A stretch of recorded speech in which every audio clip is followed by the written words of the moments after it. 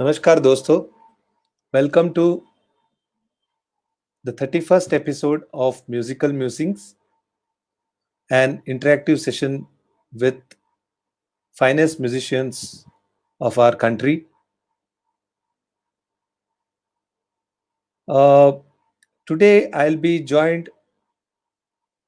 I'm really very excited today because today's guest is a very special guest for all of us. Uh, I'll be joined by Smt.Saskia Rao de Haas. She is an excellent Indian cello player, educationist, and a great musician. I have known Saskia ji for a long time. So, without me much talking, I would like to invite Saskia ji to this session so that we can hear her musical journey from west to east. And so that will be a wonderful session I'm looking forward to. So, let me welcome Saskia ji now. Namaskara. Namaskara. Namaste. Namaste, Saskia ji. Yes, So glad to have you today so on happy my to show. be here. So Yeah, happy. it's my pleasure, and thank you so much for accepting my invitation. Thank And you for inviting me. yeah. Saskia ji, why I was telling because I was telling that you are a special guest because most of the all of the interviews which I have done till today, they're all from India. All musicians are Indian origin people. But you are one person, you're the first person who is, who was born and brought up in Netherlands. And then you started learning Indian classical music. And then you're now settled because you're married to one of the great sitar maestros, Pandit Shubhendra Raoji. So that's why I said it's a very special evening for me and for all of us people who have joined us. Thank you. It's special for me too. I've been in India for over, well, how many years? Over 20 years now. So I think maybe my journey shows how Indian music has really become a part of world heritage, no longer Yes, confined to the borders of the country, which of course correct. already much earlier was broken open in the fact that Indian artists would travel outside. But now, since the last 50, 60 years, I think people from all over the world have been drawn to this magical music and started not just learning but also performing. Yeah.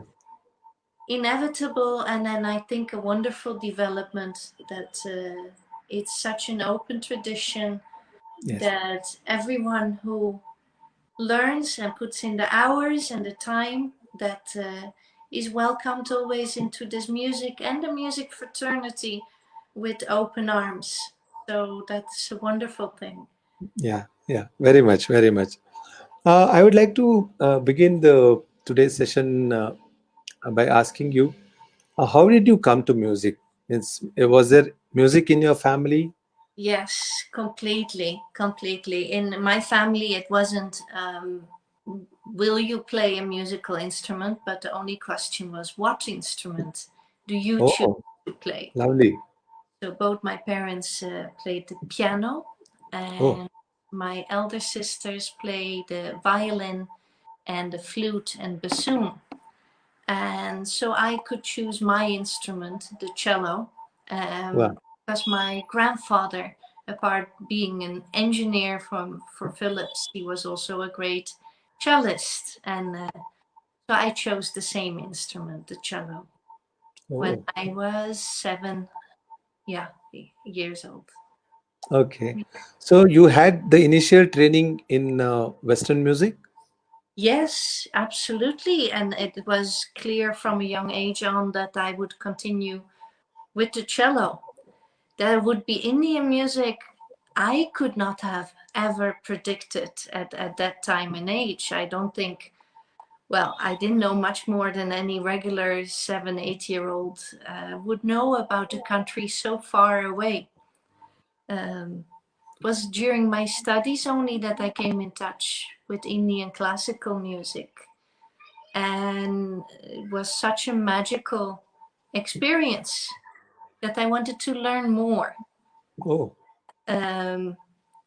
I thought it would be a little more, understand a little more. So, yeah, as one of the musical styles, I could learn a little bit about.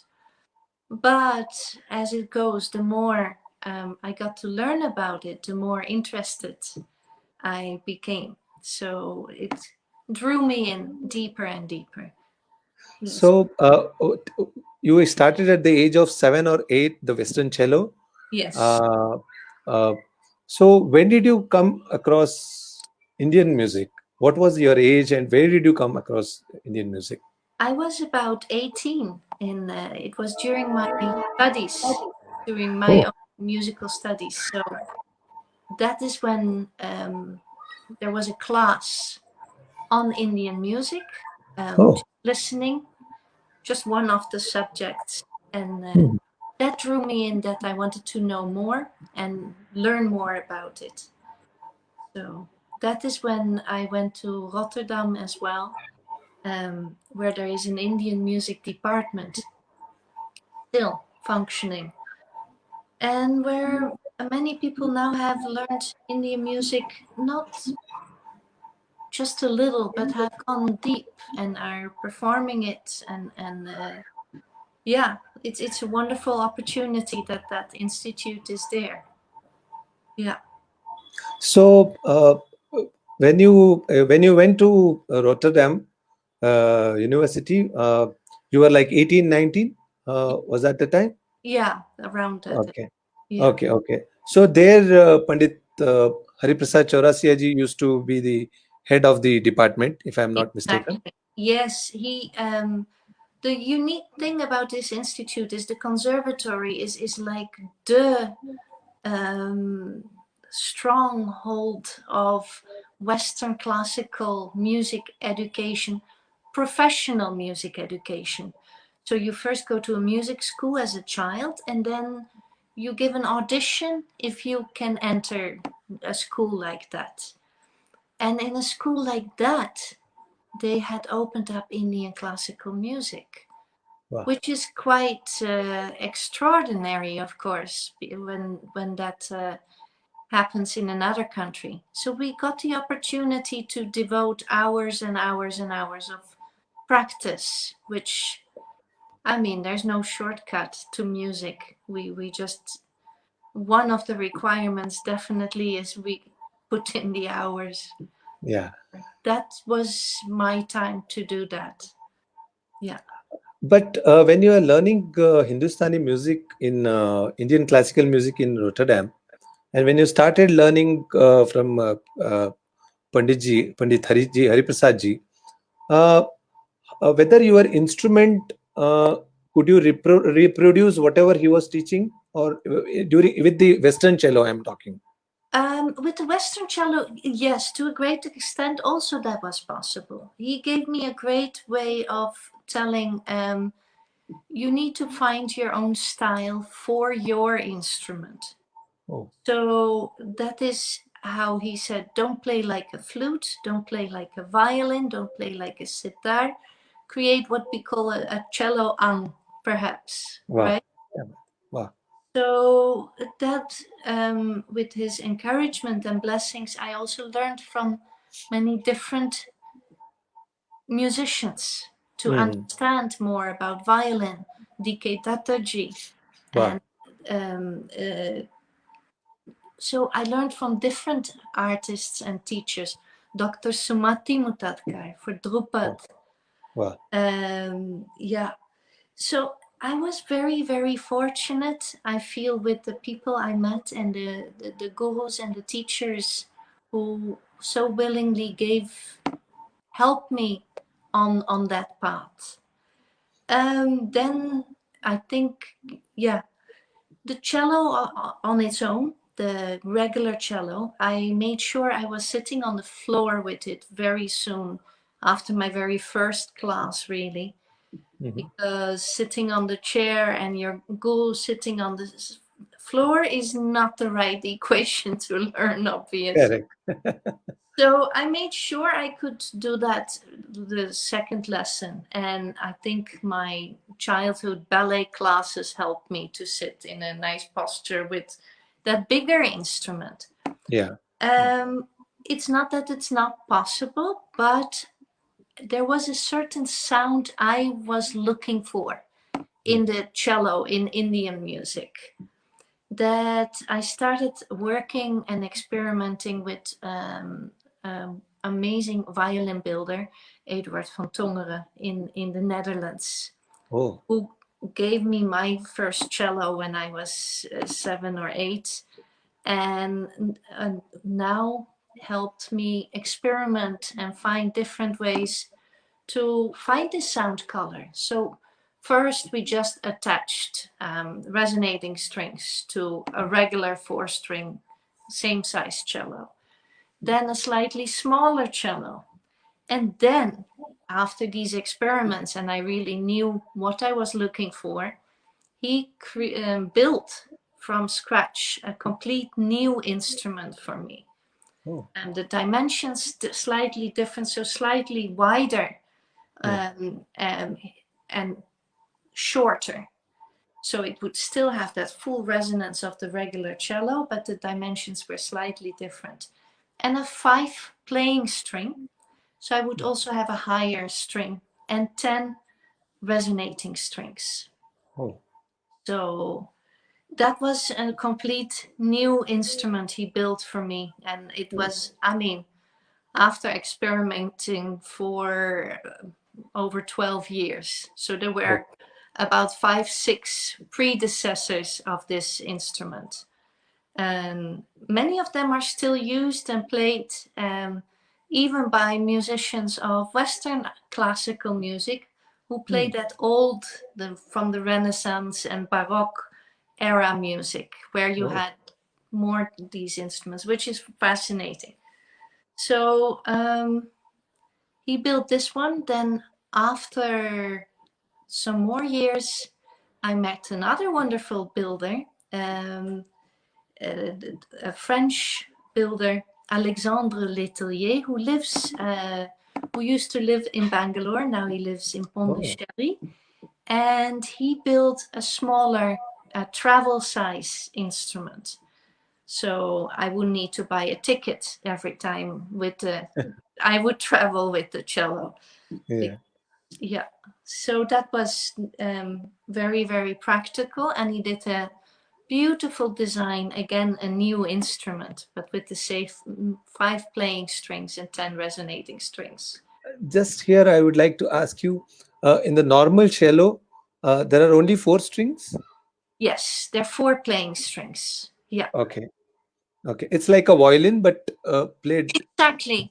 It's the family of violin. Okay. In the violin family, we have 4 different instruments. It's the violin, the viola, slightly bigger but still held overhand, then the cello, and the biggest one is the double bass.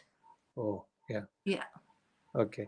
Okay. So you mean to say that when the body is bigger in your Indian cello, the body is bigger, is it because of the more bass is required? Well, what happened, instead of longer, which Mhm. we made it slightly wider, Okay. shorter and a little wider. It's Okay. basically as if we've squeezed it a little Okay. bit, like that. Yeah. So does it sound differently, the normal cello and the Indian cello, or it's Yeah, almost same? because of the sympathetic strings and Ah, everything. yeah. But finally, the way we make an instrument sound is mostly the playing style. When I play my Indian cello, I can make it sound very Western as well if I play in a certain way. But so it is how we play, what expression, what we add, what is our feeling, and our knowledge of music, what is our mode of expression, is what comes through the instrument. Correct. True. Yeah. Very true. Very true. Uh, uh, when you were learning under Pandit Hari Prasad ji, how was the talim like? Like he used to teach a rag or something, or did you were as a normal student of that university you used to learn from him, or you had some different separate classes also from him? I had individual classes with him, Oh, oh, which is, lovely. yeah, it's unimaginable when you're in Yeah, India, right? yeah, Such yeah. a great master. But in Rotterdam, he used to be there about 3-4 months every Oh, year oh, and would have time for his students. Many of his students would come to Holland those months. And he would be so generous in his teaching and give time to his students. And yeah, so that was really, I was very fortunate that to be there at that time. And not only that, you could also attend classes of other students. So oh, listen to what others are doing. correct, Um, our skills, I mean, often we think only when we play and when we do, we learn, but I guess that's not the case at all, right? correct. Yeah, yeah, young students, when we open our ears and just listen, then Yeah, actually a big amount of learning happens as well, of course. correct. Yeah. How do you, as a musician, uh, how important is listening, especially listening to different kind of music, not just Indian classical, or even within Indian classical also there are several instruments, there are vocalists. So how important is to listen? I don't think we can emphasize it enough. For me, because I came from a different musical culture, Yes. I actually listened to Indian music only for about almost 8-9 years to Oh, just immerse myself in that music so that my whole being would resonate with that music, and that was my first expression. After that, I think it's great to listen to different music and different artists and learn. I mean, we can learn literally from every artist we listen to. correct. And it's, yeah, so listening is very important. And why only music? Even our surroundings. Yes. Even our surroundings. There's these exercises. This is by basically a relative of mine, Hildegard Westerkamp. She Mhm. is a great composer of soundscapes, and so she taught me a lot about the art of listening, how the ear works, how noise pollution, how it's affecting us, how we need to sensitize children and other people to what sound is, even to the extent that even when you design a public park, you should Correct. be aware of where the playground is that is very noisy. Where do you want, maybe you can add a certain sound scape there as well. So we need to see music in a much wider context, perhaps, than Correct. us as classical performing artists. It's one part of music, but I guess musicians are the ones who are more sensitized towards observing these soundscapes as well. Correct. So, yeah, I think we should be asked more questions in the helping to develop a more musical and happy life for people, especially in the urban areas. True. Yeah. True. Uh, uh, my next question is that. Now you are married to Shubhendra ji, uh, uh, who's I mean, whom I know since a long time because he belongs to my city. We both Exactly. belong to the same city, Bangalore. Uh, I have seen him since Ramrauji's time, your Oh, father-in-law's time. So, how did you meet Shubhendra ji? Means, was it because of the music? Did you meet? I mean, because you are learning in Indian classical music. Because of that, you met, or how was it? yes, through music, through mutual friends, we met initially, and yeah, so that is, I think, what was an immediate connection between us, the Mhm. love of music. Um, how my mother said it in her speech for our wedding. She Mhm. said, first, both of you had one love, music, and now you have two. So, and now with our son, of course, three. But Three. Yeah. but he also has that same love for music. So yeah, music is really what connected us. Music and the love for our family. I think that those were things that were very very special to us, and still are. And the deep respect I feel for him as an artist and human being. And over the 20 years, that has only increased. So that is, that's wonderful. That's wonderful. True, true, Yeah. true. Um, Because I have seen the that chemistry even in the music also. Whenever you play together, I have attended quite a few concerts of you uh, both playing together. One in Bangalore, once in fact, we even I performed there in Chandigarh, if you remember. I think. Ah, no, yeah, sorry, in Amritsar. Amrit. Amritsar. Yes. Yeah, Amritsar. We performed together. There Yeah. also I see that there is a lot of uh, uh, what I can say, complementing each other, Hmm. especially with the instrument also. The instrument also complements so much. Very true. The Very true. cello and the sitar. Yes.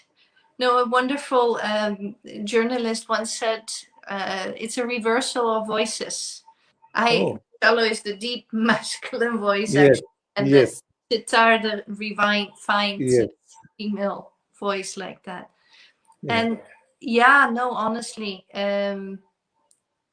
it's wonderful to perform together. I think that yeah, we're very very fortunate that way.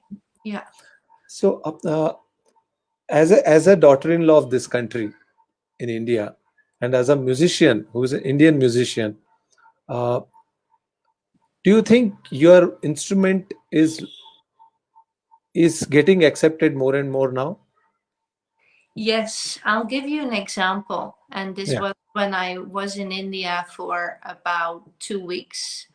This was Dr. Sumati Mutatkar, whom you would know as a yeah, yeah. purist and a very knowledgeable artist and musicologist. When I met her, she was in her mid to late 70s.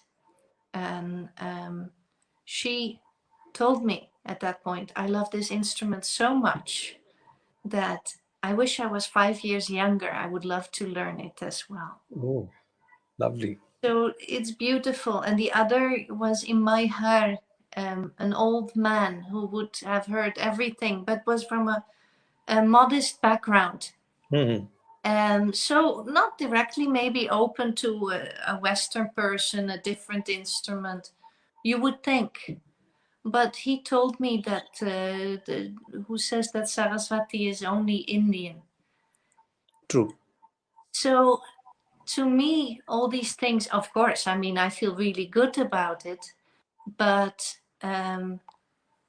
it shows me the openness of the tradition, like what we said earlier. Um, Yes. it divides, it's not about dividing. There are musicians from different cultural, religious, every background, as long as you can adhere to the rules of raga and tala, then I've always just felt that it's a very open tradition that way. Yes. Did you feel any difficulty? in changing from learning Western music to Indian classical music? How difficult it was, or was it a easy transformation?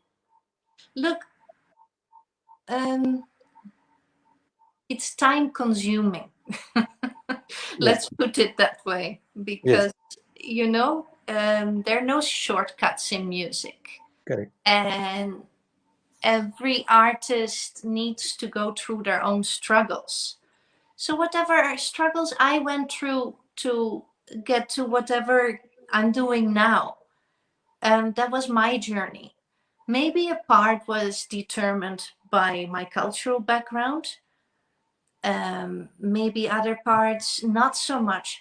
I think that's always each person's individual journey, and there's always a danger to put these stamps, these general stamps. correct. It's because I'm not Indian that I might not be accepted here or be accepted here. It's because I'm a woman. It's because it's a new instrument. I think all these things maybe for some cases are true. For other cases, the opposite is true. Yeah, I think we just need to learn how to accept your own journey within the music, and learn and grow from that with an open mind. Because the moment I put that stamp on it, Yeah. I'm putting myself in a disadvantage, isn't it? Yeah, yeah, yeah. True, true. No, why I asked you that question was, uh, learning is one thing. The second point is, as a woman, because Indian culture is different from what is there in the Western culture, especially when a woman performs. Now Hmm. it has been, Now but change. we have heard many cases where, very good performers, because Yes, of the family issues and everything, they have gone back. They have just taken back seat. Their career has taken back seat. There are many cases which have happened in exactly. yeah. So I just wanted to know from that angle also. Look, again, I come back to it. It's a personal journey, determined by so many, many, many different factors. So probably each factor plays a role. I don't think any of these factors have played a determining role for me. So, yeah, that is for me. For others, it might be different again, Different. Yes. Yes. right? Yeah. So, for True. each one, that is different.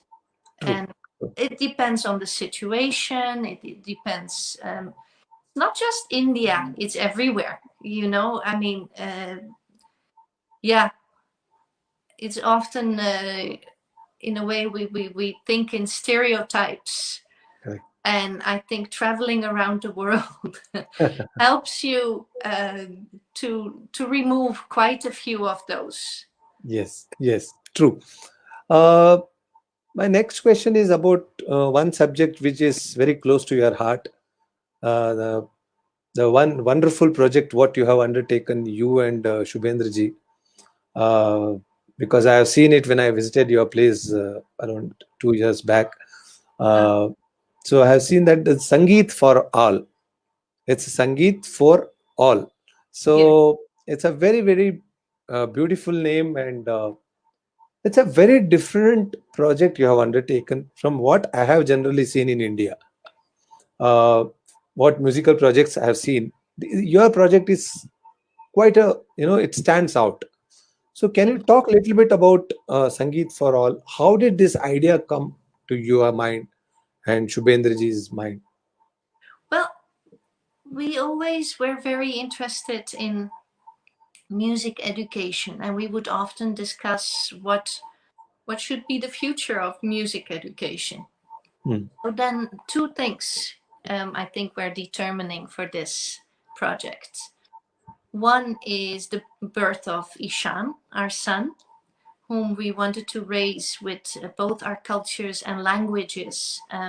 So he speaks Dutch and Kannada and Oh, Hindi, English, and now some French. But also we wanted him to be aware and understanding, so not what you call bilingual only, but also bimusical. Correct. So he learned the sitar from very, very early on, and a little bit of cello, and then he chose his instrument as the piano. So As a for tribute to grandparents. yeah, maybe. Oh, that's a nice observation. Yeah. Yeah. And so for Western classical music, there are quite a lot of nice resources available for very young children. For Indian music, though, we couldn't find anything. Even just a drawing of a child playing sitar. No, it would be a picture of an old person, and it's very serious, and you need to tie your hair to the ceiling and practice for 20 hours. So, well, to put it bluntly, not very child friendly. Correct. True. Yeah.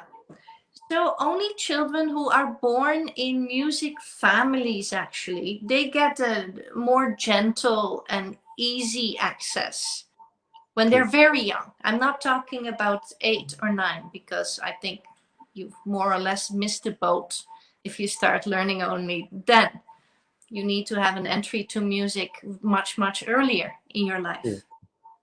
So that friendly game, I'm sure your father would he wouldn't after some 8 years he would put you down for now you need to practice. But there Correct. was a history before that you might not be aware of. Anyone in the music family might not be aware of that. It's the games. Oh, beta, what raga is this? And you're just sitting on the lap when the parent is practicing, or you're playing with your Lego blocks as a child while the parent is practicing. All these is an unconscious way of learning. Correct. And so we felt we need to make it more accessible, more games, and the music foundation. Because what do you learn at that age? You need to learn how to listen, how to interact with the music, it's a natural and easy transition then to actually starting to learn it. So Sangeet for All started with that age group, the youngest. Now we've advanced with books and child-friendly small instruments, listening activities, a complete methodology and pedagogy for schools, and our own online school where we teach children music in a way that is age appropriate. Correct. And many of the methods I've taken from these games that happen in musical families, others from Western music methodologies, and others we've just, came across, and our own creativity, our own mind would come up with games like Sargam Stapu, where you can skip notes in a Stapu kind of game. Oh, So yeah, all games, all fun ways to understand music better, to build that concept of what music is. wow. So that now we have over 30,000 children, Wow. and I've written, I think, over 12 books, and so it has grown really into a big movement. And the Very nice. last part now, what we do is for our Unlock the Music concert series that Yeah. we organized. I've written ebooks with that. Oh, So we're combining for older students now, that enrichment of being able to listen to a concert with music education, really learning about it. So once they've gone through the basics, then they can go to that part of the program. So now it's from, well, preschool till grade 12 in a way that oh, so nice. yeah, it's Yeah. fun. Saskia ji, I would really happy to know that Chandrima ji has joined us, Ah, Chandrima Jamdar ji. Uh, How nice. Yeah, she's from Delhi. She's a very great sarodia. Good, wonderful sarod player and connoisseur, Yeah, and lovely, lovely to see. yeah, yeah. Yes. And even Kalpana Tai Zokarkar, she has joined us too. Oh, Uh, fantastic. yeah, yeah. Uh, and one more thing in this Sangeet for All, I wanted to ask you is, as a child, everyone may not learn music, but how important is to listen when the child in the childhood. Oh, I think it all starts there. I mean, what are your earliest memories? Isn't there music? Is it involved there? Right? And when that soundtrack is really beautiful, like in classical music, Yeah, it builds you for life. When that soundtrack is teen or a bottle vodka, um, it's a different story. So we need to be really careful what we feed the children. And I hear parents often say, "Yeah, but and teachers too. It needs to be fun and peppy. They enjoy that." But you know, a child also enjoy if you give them 5 cans of Coke. They'll ask for that. correct. But are you doing that? No, it's Yeah. not good. Yes. So what they're feeding the children, like these awful ways of putting these hard beats and synthesizers in children's songs, I always call it you are giving them a musical sugar rush. It's not helpful at all. True. So instead of that, in nature, there's so much sounds.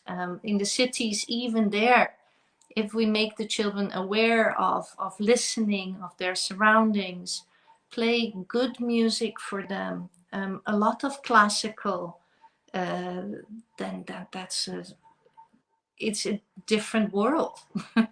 True. True. True. I totally agree. And one more thing, what I felt about uh, listening or learning music in the childhood, even the bandishes, if you see, they're not children friendly. Most of the bandishes. I mean, Saas Nanad is not required for a child. Uh, or Pia ke liye tarasna. Pia Uh, Pia. Pia Bina. These things actually, even the most of the bandishes, because even when I teach my students, some are too young. They're very talented, but they are very young, like 10 years or 12 years. So I have to think, what should I teach them? You are very correct in saying that in India, especially in Hindustani classical music, lot needs to be done on this field. Absolutely. That is lovely. Yeah, we made a start with that. And I think many vocal teachers and vocalists also have created repertoire. What we have done is I've written a book called Raga and Tala. Oh. And the story of a little boy, Surya, who is really talented in singing. Hmm. But then his music teacher asks him, he needs to participate in a competition and know 5 ragas and 5 talas. And he Hmm. gets very, very nervous. So then in his sleep, he wakes up in the land of the ragas Oh. and meets these 5 different ragas who teaches him the Aro Avaro, the Vadi Samvadi, and a small bandish. But the Hmm. bandish are very child friendly. So Hmm. Bhairav is about the morning and the light and the birds, and Rag Sarang also describes Lord Krishna playing his flute, and Oh. so it's very simple and child friendly. It's our classical bandish, but we have adapted the Wow. text and made it a little simpler for them. Wow. So, Wow. yeah. No, very, very, really commendable effort, because I have seen, because Thank when met you 2 years back, it was just started to, if you. I remember, I think one or two books were published at that time. Ah, Now yes. it's almost 12 now. It's Okay, then it must have been earlier because the first book I published was in 2014. Oh, okay. So yeah, that I think I met you in 2017, if I'm not yeah, mistaken. Yeah, yeah, yeah. yeah. Uh, Now, I wanted to ask you one more thing. How was the response for this Sangeet for All? I mean, you are getting positive responses from teachers or the schools. Are you approaching schools, or how it's happening? Yes, we are approaching schools, but we would like to make it a much, much wider movement, because basically what's happening with our music teachers, they're musicians. And in Europe, at least, to teach in music in a school is an education of 4 years, because you don't teach vocal or an instrument, you teach music. So you Correct. need to know about Hindustani vocal, Carnatic vocal, folk music, some Western songs. So it's not about the specialization Indian music or Western music. It's music. Music. So the music teacher needs to know a bit of everything, really. So we help them with that on the job. Um, you have to compare, I mean, yeah, like for the primary grades, a teacher also needs to know history and mathematics and all these different subjects. So similarly, we need to help our music teachers to know all round. And the other thing is classroom management. And yeah, then the methodologies to teach. So they're, especially the classical musicians, they're in a large advantage. Most schools have Indian music and Western music. Indian music is Indian classical music. Western music is singing whatever pop songs with the guitar. Now, how unfair for the Indian music teacher, um, to make him or her heard and understood. So it rather often goes wrong, or they have to make such um, changes. They're not often heard. So it's a very frustrating job, mostly. Yeah, true. And we need to help them, because those stress levels, obviously, it's not discussed often, because then they feel they're failing, which is not the case.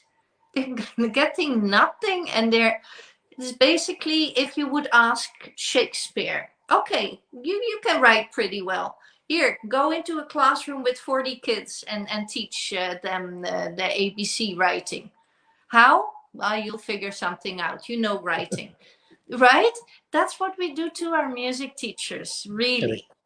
So, yeah, it's not unreasonable to ask that universities, that schools take up more of arts education courses at that level. We have to work together on that. So it becomes more agreeable a job. And of course, you can be both. You can be a great performing artist and a music educator. But you still need to learn the skills to be an effective music educator. So Yes. that is what we are working on with our music teachers. And many of them have said, this has literally changed my life. I'm enjoying my classes now.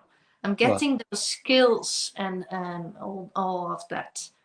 And Wow. even for the ones that maybe at the beginning are not directly open to learning these new things, but they see it works and they see it makes their life easier. So what more? Yes. Yeah. True. True. True. There is one question which has come from one of the viewer. Uh, Dhananjay could you please ask Saskia ji about the cello work done by Bach or Vivaldi and the difference with Indian raga music? Uh, Okay. Um, Already Bach and Vivaldi are very, very different composers. I mean, the cello suites of Bach are one of the favorite musical works of me in my Yeah. life, and to play that, I think I could leave behind a lot of Western classical music, but never those pieces, because they're so beautiful and so powerful. So I have done a program, you can watch it on YouTube, where which was called From Bach to Bhupali. Oh, Right? So the journey from Bach, the solo cello suites, to the Indian raga Bhupali, or any raga really. It just sounded nice in the title. It's basically that journey. So the differences, it's just really different music. So to compare the two might not be so useful, you know. They all have their own beauty. The beauty of the Bach cello suites is that one cello, even without the sound of the tambura, can get so small, where the silence also becomes music in oh, between those notes. lovely. It's fantastic. And in the ragas, I mean, I saw you a picture of the holding the tambura, so I don't need to explain the beauty of that. But yeah, so each music, it has its own beauty, and True, I think we always need to look for that rather than comparing it, you know. true. What can I learn from listening to this raga or this artist or this style of music? And I find that mostly you find something interesting there. Yes, Yeah. true, true, true. I would like to ask you if you can speak a little bit about the new YouTube video which you have put it, White Sound. So if you Yeah, can please talk a little bit about that. I think it goes in a way into what I experience as one of the beauty of Indian classical music. Um, the white sound is basically where I created the sound on the cello Hmm. and play it in the way as the tambura, so pa, sa, and Hmm. then a breath. It becomes like a wave. And within that, with overtones, which is a difficult technique, very much in the background, I've played all the overtones, so all the notes of a certain raga. What is out on YouTube is Bairagi, Oh, Bairagi Todi. So hmm, just those notes are very much in the background. hmm, Um, that's the sound of the tambura which I created. Um, to me, it symbolizes, and that's why I called it white sound. In the hmm. color white, you have all the colors there, right? Yes, In the sound of the tambura, you have all the notes of the raga there, actually. In the yes, overtones, it might be one of the earlier ones or much, much later, but all is there. correct. And I wanted to emphasize that with bringing that out a little clearer in this sound. So one is the sound of the tambura, and the other thing is a raga is not a piece, right? In a way, it's an idea. Correct. It's an idea. It's out there. It's out there right now. Every raga is there around us in a way, and you just, if you can recognize because you've learned that, you can play it a bit and release it again. So that is the concept behind this way of the music itself. And the effect is super, super calming. It's literally, I recorded it and put it, and everyone in the home, we all became just very, very peaceful. And Oh, it's, so yeah, that way it helps, a lot in that part. Another quality of this music. yes, So yeah. true. Uh, in your house, Shubhendra ji plays sitar. you play cello, Indian cello, and now Ishan has started playing piano, and he plays it very well. I have heard his uh, Thank you. playing on the YouTube and few videos. Uh, what happens in the house? It's always music.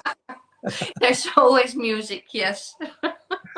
And luckily some space. So yeah, I think the one person standing right in the middle can hear everything at the same time. Yeah, So we all have our own practice and our own practice schedules and sit together, of course, often too, and then with the three of us.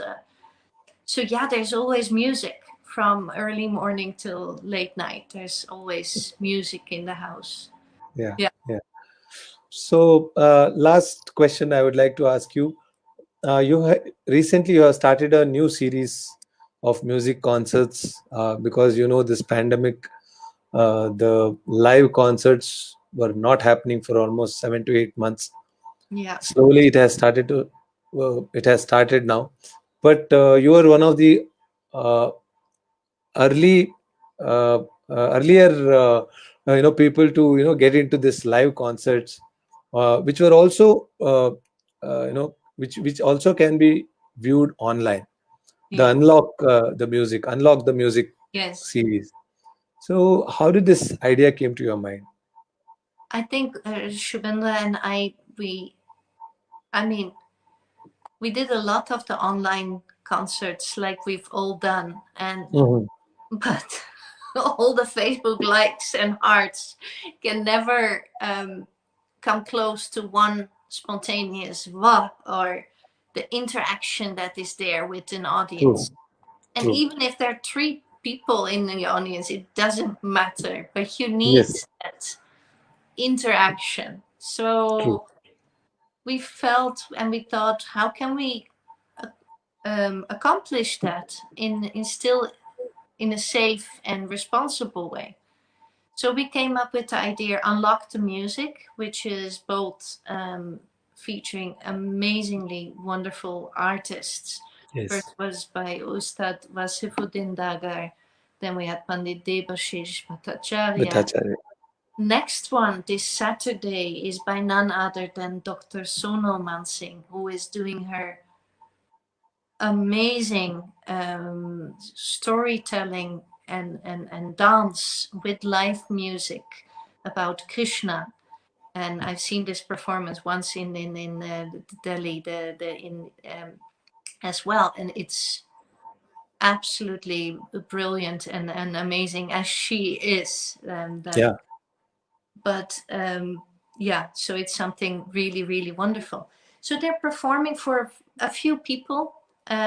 We're keeping our 1.5 meter distance. Everyone is wearing their mask. masks, so it is safe. Enough hand sanitizer, two air purifiers in the room also, so to make Oh, sure that there is enough fresh air. yeah. So we have really made sure of all these things, that it's safe for everyone, but yet we have concerts, and it's been very, very, very powerful and beautiful. Yes. Yeah. Yes. So the Yeah. next one is this Saturday. Yeah. Yeah. Yeah. Yeah. It's really wonderful work, Saskia ji, what you're doing.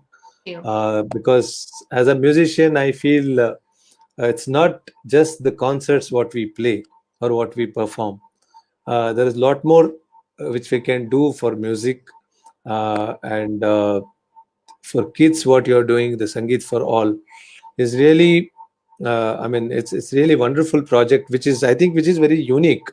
Very few people, or maybe no one has done it. You may be the first people to do it, and with this Unlock the Music series also. So I wish you all the best for all your projects, your music career, your music teaching, and have a great, healthy life, uh, long life also. Uh, I wish you all the very best. And thank you once again for joining me today. Thank Uh, you. so it was a wonderful conversation today with you. It was And wonderful as well, and I must congratulate you on this series. So always well prepared, and you can listen and you can talk well, and really really well done. And I think you have learned that also from your father. Be always in the service of music. yeah, yeah, So yeah. it's a wonderful thing. Yeah, So it's thank you. it's a kind of an educative series, which I feel not just for the viewers who have joined us, also for me also, because we every musician has his own journey, his or her own journey. Yeah, It's not that everybody's journey is same. So to understand their journey, to understand their thought process about music, it's really it was wonderful talking to you thank you. today, and hope we can meet you soon sometime.